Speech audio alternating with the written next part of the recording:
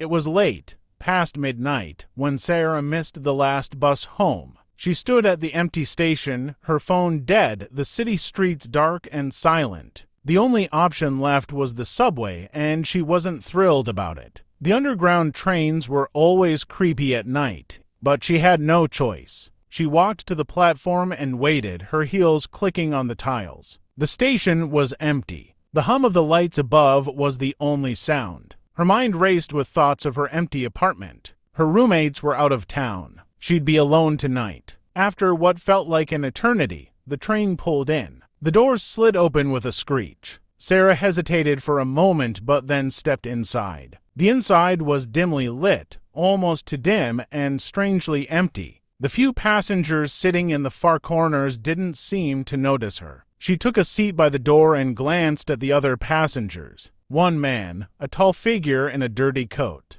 kept staring at her, but she quickly looked away. The silence between them felt suffocating. The train jerked forward, the screech of the wheels making her wince. She glanced at the digital map above the door. Her stop was 5 stations away. The man in the dirty coat stood and moved closer, his footsteps too quiet for the heavy train. Sarah's heart raced, and she glanced nervously at the other passengers. None of them seemed to care. They were all staring at their phones, pretending not to notice. She looked back at the man. His face was pale, his eyes hollow, and his lips were cracked as if he hadn't spoken in days. But then he opened his mouth and whispered something. "It's all wrong." Sarah's blood ran cold. The words didn't make sense. She looked around, but the train seemed to move slower now, as if time itself had stopped. Suddenly, the lights flickered and the train screeched, slowing down. Sarah's stomach turned. She looked out the window. There was nothing.